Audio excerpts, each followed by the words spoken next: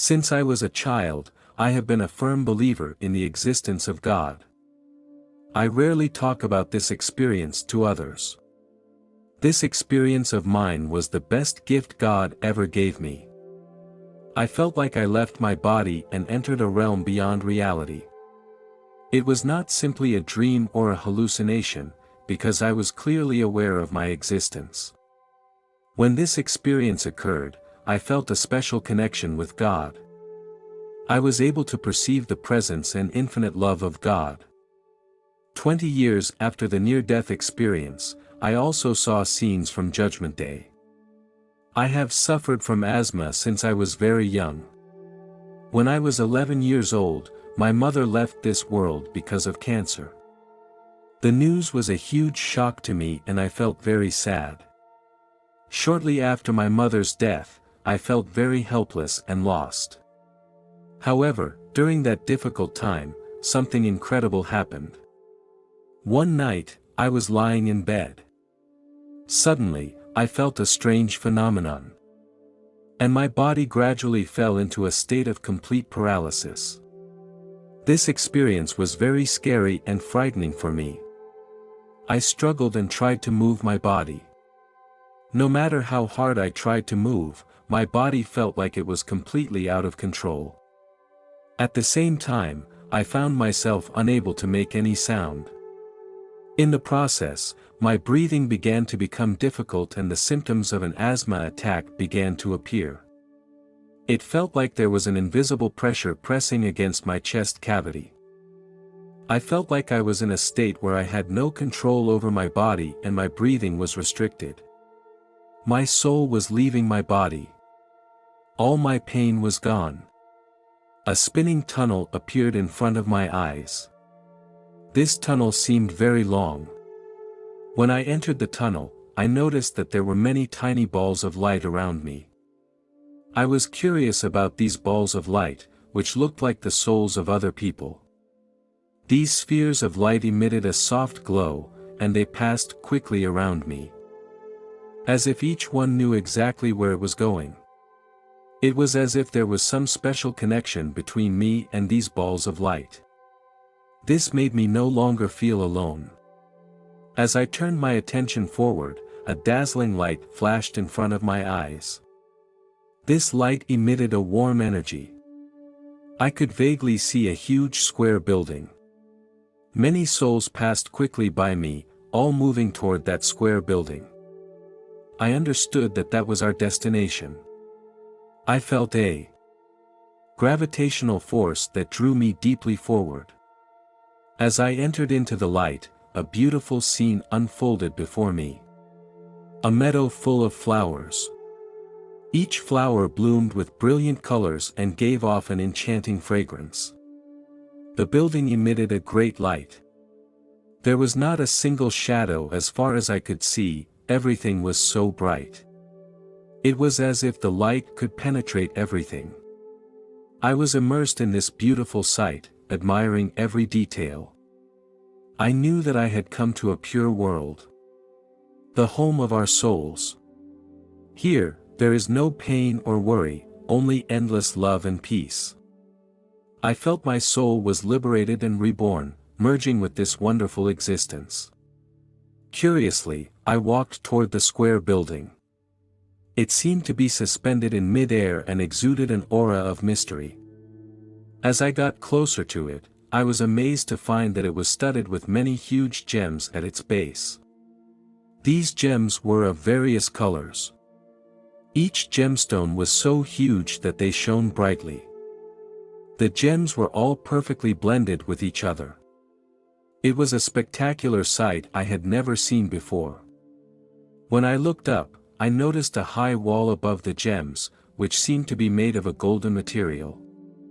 This wall gave me a strong sense of security, as if no evil force could penetrate this place. Here, the purest love pervaded everywhere. I found 3 doors in the wall, and they were far apart. I walked up to one of the doors. It felt like the door was made of pearls. It glowed softly, as if it were polished marble, and its beauty could not be described in words. Nothing on earth could compare to it.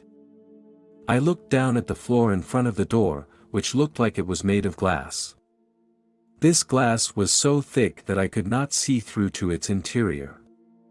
I knew that this was my home. In this moment, I felt a strong sense of belonging. I knew that once I stepped through the door, I would return to my true home and be with those I loved. Standing in front of the gate, I knew that Jesus was on the other side of that door. Even though I could not see him or hear his voice, I could clearly feel his presence. This feeling filled my whole heart. My emotions became so mixed that I couldn't help but cry. Because I wasn't ready, I didn't want to leave my father and sister for a while. This thought made me feel sad and heartbroken. I understood that once I stepped through that door, I would not be able to return to my father. Suddenly, a dazzling angel appeared in front of me. Her presence gave me an overwhelming sense of peace. Her beauty could not be described in words. That angel gently told me that I could not stay here yet. She told me that now was not the time for me to leave, that I still had a mission to complete. With the angel's departure, I re-entered my body. At this moment, I was able to breathe normally again and my asthma symptoms were gone. This was another opportunity given to me by Jesus to continue my journey. There was a time when I would often have dreams about the end times. Most of them were very scary. I didn't understand at the time why they were being shown to me. When I was 31 years old, an unusual experience changed everything. I was lying in bed at the time. Suddenly, I felt a warm hand reach through my rib cage and into my chest. The touch was full of supernatural power. I could clearly feel the hand wrapping around my heart, as if giving it strength and warmth. In that moment, my heart began to slowly stop beating. Time seemed to freeze, and the sensations in my body gradually disappeared, while my consciousness became clearer and sharper. I knew that I was being taken out of my body and my soul was beginning to enter a whole new realm. The process was so swift and peaceful. I felt myself becoming lighter and no longer limited by the confines of my body. Everything around me became bright and clear. The next thing I knew, I found myself in my old home, which was a relatively remote rural area. I saw a sidewalk on a hill, a road I had never seen before. I also saw my father. He was dressed in plain clothes and walking slowly down the sidewalk. I hadn't seen him in a long time. After walking a short distance, he suddenly stopped, found a chair and sat down. Just then, there was a sudden loud boom. I turned to look at the sky and noticed that it was beginning to grow dim. Lightning cut through the darkness of the sky and illuminated the surroundings. The sound of thunder made me panic. The sky seemed to roar. Suddenly, a huge crack opened in the sky, like an unfolded scroll. The crack spread rapidly, expanding in every direction. At that opening, an intense bright light shone on the earth. As I stared at the light, I could see the figure of a man and knew exactly who it was. My attention turned back to my father, and I shouted to him, "Jesus is coming. Today is the day of judgment." However, no matter how hard I shouted, my voice seemed to be blown away by the wind and did not reach my father's ears.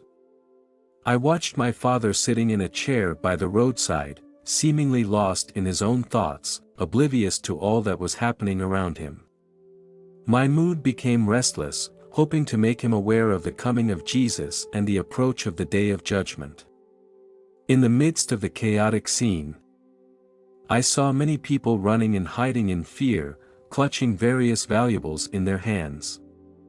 My eyes turned to the sky again, and I saw the souls of the dead, floating upward, drawn by some invisible force. Then, I was drawn by some invisible hand to ascend to the sky. In an instant, I was in the presence of Jesus. He was dressed in a dazzling white robe. His hair was dark brown. His presence was full of purity and power. As I gazed at Jesus, I noticed a distinct hole in the palm of his hand. The hole, as if it were an eternal mark. I also noticed Jesus' feet, one of which was partially exposed, while the other was hidden behind the robe. I knew that the hidden foot bore the same signs of trauma. To the left of Jesus stood a woman. I knew it was the Virgin Mary. She was dressed in a beautiful blue robe, with her long hair covered by a shawl. Around him, I saw others being brought in as well. Jesus could see into the heart of every person and examine their actions and thoughts. The scales of righteousness swung, weighing the goodness and sinfulness of each person. Some were brought to Jesus with faces full of repentance and humility. They confessed their faults and sought God's forgiveness and mercy. Their sins were forgiven, and they were led to the path of light. However, there were also those who were terrified. Remorse and regret filled their hearts. Their sins were revealed. They were condemned and faced eternal torment and separation. Here I also saw my deceased mother. She looked so beautiful and younger than she looked at the time of her death. I stood beside her and we gathered to sing. Suddenly, I felt a strong force push me away from my mother. I was pulled back into my body. The scene in front of me became instantly blurred and I realized I was returning to the real world. I opened my eyes and found myself lying in bed. My heartbeat gradually returned to normal. This Judgment Day scene seemed to be just a dream. But it brought me revelation and insight. I lay quietly in bed and recalled the good times I had with my mother. Even though I could no longer be with her in the real world, I knew that on another level, our connection still existed. This experience has given me a deeper understanding of life and death. It reminded me to cherish the family around me. It also inspired me to pursue goodness and justice, and that we will be judged by God. Judgment Day is real. Now, I am more determined to walk the path of life. Whether I face challenges or enjoy joys, I will always remember the scenes of Judgment Day as guidance and motivation. I will pursue the true meaning of life in a more meaningful way and strive to become a good person. I stood up and walked to the window. The sunlight sprinkled on my face, warm and bright, as if it was God's favor and blessing.